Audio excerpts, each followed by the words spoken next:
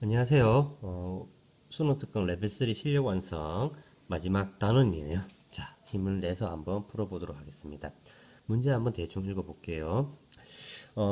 A 고등학교 학생 전체 1인당 1일 수면 시간은 평균 n분이다. 그러니까 확률 변수를 A 고 수면 시간을 x, B 고 수면 시간을 y라는 확률 변수로 세팅을 하면 그 확률 변수는 이런 확률 분포를 따른단 말입니다. 그래서 A 고등학교 수면 시간은 평균이 m, 표준 편차가 시그마, y B고의 수면 시간은 평균이 m 플러스 1, 표준 편차가 2 시그마 이렇게 되는 정규 분포를 따릅니다.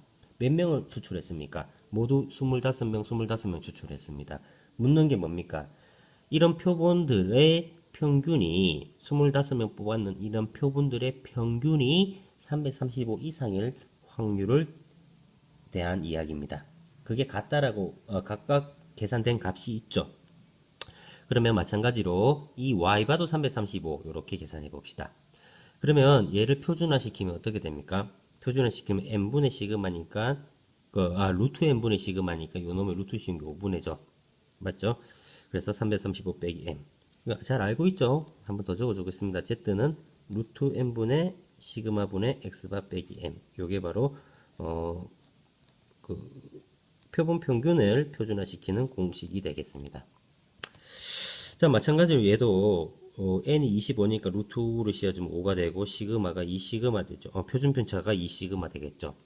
근데 그 값이 0.06이고 그 값이 각각 0.1587이라고 했으니까 이상일 때니까 뭔가 우리가 계산해 줘야 되는 건 뺐을 때의 값이 얼마인지를 확인해 줘야 돼요.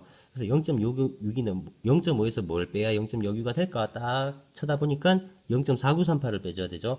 0.4938에 해당되는 표준화 값은 표준화 변수 z의 값은 2.5가 되고 0.1587이 되게 하는 빼줘야 되는 값을 살펴보니 0.3414를 빼주면 되는데 그때 표준화 변수의 값은 1.0이 됩니다. 그래서 5분의 시그마 분의 335 빼기 m 요마가 2.5가 돼야겠고 다음에 5분의 2 시그마 빼기 334 빼기 m은 얼마가 돼야 됩니까? 1이 돼야겠죠. 요렇게 식을 계산할 수가 있습니다. 그러면 요 놈을 풀어주면은 670 빼기 2m은 시그마고 요 식을 풀어주면은 334 빼기 m은 5분의 2 시그마니까 연립을 해줘서 m과 시그마를 각각 계산할 수 있습니다. 간단하죠. 문제가 복잡한 거 보이지만 이런 식으로 어떤 구조적인 걸로 해서 쭉 내려와서 문제를 풀어서 계산을 하면 된다라는 겁니다. 2번 보겠습니다. 마찬가지로 뭐를 확률 변수로 잡을지를 항상 먼저 세팅하세요. 문제를 읽어보니까 어때요? 고기만두의 무게를 확률 변수로 세팅을 해야겠죠. 그러면은 그 확률 변수는 평균이 m이고 표준 편차가 시그마인 정규 분포를 따르는데 몇 개를 추출했습니까? 다 전수조사 할 수 없으니까 36개를 추출했죠. 그럴 때 이때 36개의 그룹이 고기만두 그룹이 있을 건데 거기에서 신뢰도를 조사했던 신뢰 구간 중에서 어떤 한 구간을 살펴보니까 소문자 x바 2.58 루트 36분의 시그마. 갑자기 이게 왜 나왔죠? 이게 왜 나왔습니까? 99%의 신뢰 구간으로 한다 그랬잖아요. 그럼 99%의 신뢰 구간을 하려면은 2.58이 돼야 됩니다. 이 2.58을 어떻게 구했을까요, 선생님이? 어떻게 구했을까요? 99%니까 여기에서 여기에 딱 나눴을 때 이 부분이 99가 0.99가 돼야 된다는 뜻입니다.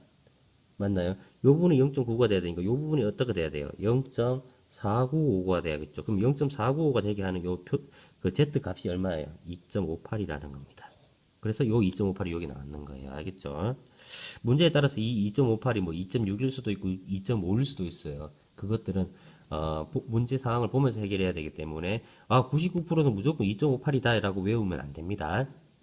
자, 그 다음에 신뢰도에 대한 공식은 알고 있으니까 그대로 이렇게 구간을 적어주면은 자, 이 C가 얼마라는 사실을 알 수가 있습니까? 이 C는 요게 C잖아요. 맞죠? 요게 C니까 요 6으로 나눠주면 되겠죠. 6으로 나눠줘 버리면 0.43 시그마가 C가 된다. 맞나요? 그 다음에 64개도 추출했죠. 64개일 때 고기만두의 평균 무게를 선생님이 또 다르게 표현해 봤습니다. y바라고 했을 때 2분의 1c 더하기 m 이상일 확률을 계산하라 그랬죠. 그러면 아까 전에 c를 구했는 걸 여기 딱 집어넣으세요. 집어넣고 다음에 여기서 또 어차피 표준화 작업을 해야 되겠죠. 그러면 어차피 m을 빼지니까 얘는 사라집니다. 그죠?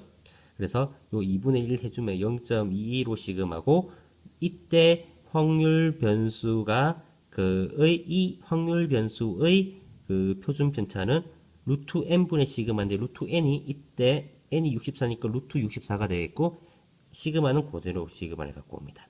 그래서 요 놈을 계산해주면 시그마 약분되고 1.72 이상이 되고 1.72 이상은 0.5에서 얼마를 빼주면 됩니까? 표에서 0.4573을 빼주면 되니까 답은 0.0427이 된다는 사실을 알 수 있습니다. 3번이죠. 그래서 실내 구간에 대한 공식도 알아놔야 되고 그 실내 구간에서 요 앞에 붙은 요 값이 어떻게 해서 나오는지 그것도 알아놔야 됩니다. 이해한다면 무조건 외워놓으세요. 마지막입니다. 3번이네요. 자, 이 문제를 한번 읽어봅시다. 기사가 있는데 A 도시의 전체 청소년 중에서 뭐 어떤 게 갈등시 어떻게 이야기를 했다라고 이야기하죠. 뭐라고 생각하는 비율 P에 대한 신뢰도 95%의 신뢰 구간이 저쩌고다. 자, 그러면은 N명을 이제 보자.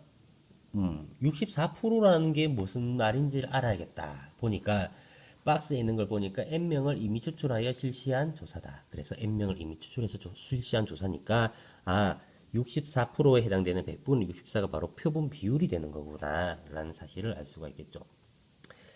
자, 표본 비율의 어떤 하나의 값이 되는데 모비율 P에 대한 신뢰도 95%의 신뢰 구간을 구하는 거니까 그때 구간을 구해받는 거죠. 여러 개 있는데 그 중에서 표본 비율의 값이 100분의 64인 어떤 신뢰 구간을 구해받는 겁니다.